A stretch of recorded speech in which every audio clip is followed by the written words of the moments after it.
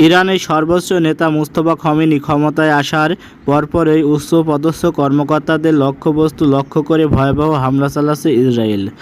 ইরানের অভ্যন্তরীণ ক্ষমতা রদবদল এবং ইসরায়েলের অব্যাহত সামরিক অভিযানের ফলে পুরো অঞ্চলে এখন অনিশ্চয়তার দোলা চলে। রবিবার মোস্তফা খমেনি স্থলাভিষিক্ত হওয়ার ঘোষণার পরপরই মার্কিন প্রেসিডেন্ট ডোনাল্ড ট্রাম্প কড়া প্রতিক্রিয়া জানিয়েছে।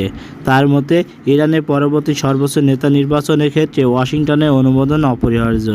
ট্রাম্প সতর্ক করে বলেন, যুক্তরাষ্ট্রের সমর্থন ছাড়া নতুন নেতৃত্বের পক্ষে দীর্ঘকালীন টিকে থাকা অসম্ভব।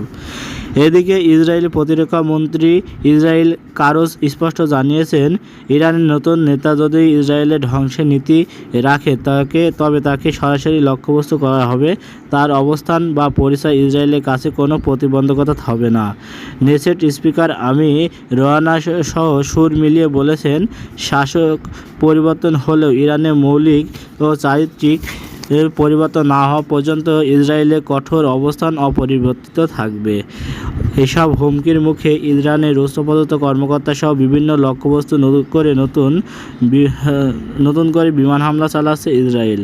সোমবার ইসরায়েল প্রতিরক্ষা বাহিনী এক বিবৃতিতে এই তথ্য জানিয়েছে। বিবৃতিতে বলা হয়, আইডিএফ ইরানের কেন্দ্রস্থলে অবস্থিত ইরানি শাসকদের অবকাঠামোর ওপর নতুন করে হামলা শুরু করেছে।